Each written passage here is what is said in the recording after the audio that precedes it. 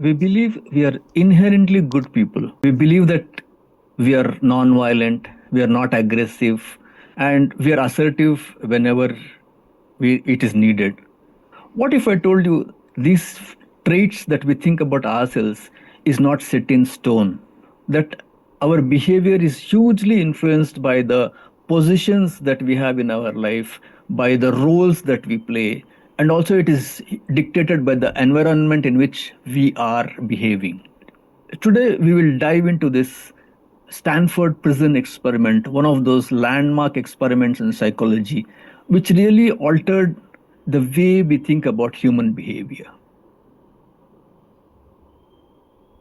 Picture this: a mock prison setup in the basement of Stanford psychology department. 24 male students, carefully selected for their emotional stability, were randomly assigned to be either prisoners or guards.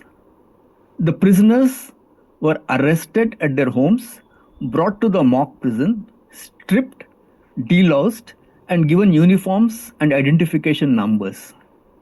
The guards were given uniforms, batons, and mirrored sunglasses to prevent eye contact. The experiment was meant to last for 2 weeks. But things quickly spiraled out of control. The guards began to assert their authority, devising cruel and even degrading punishments. The prisoners, initially resistant, became passive and demoralized. Within a few days, the prisoners began to show huge signs of anxiety and stress.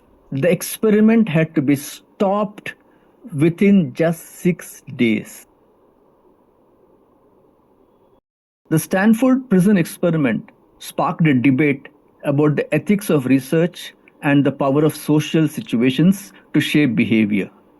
It highlighted how easily ordinary people can be led to commit harmful acts when placed in positions of power. It also showed how easily people can accept negative labels and internalize those labels.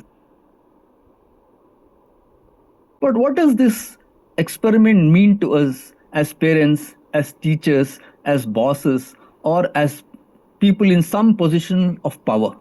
Well, it tells us that we're all susceptible to the power of the situation. We must be mindful of the roles we play, the power that we have in a particular situation. As parents, as teachers, as bosses, as anybody in the position of power, we should be cautious that we don't abuse the power that we wield over others. We must treat children and those who are at a lower ranking than us with empathy and kindness to the maximum extent possible. And on the other side of it, as individuals, we must be aware of the negative labels and the harmful effects of negative labels that are given to people by others around them. The Stanford prison experiment is a reminder of the dark side of human nature. It's a reminder that we must always be vigilant against the abuse of power and the dehumanization of others.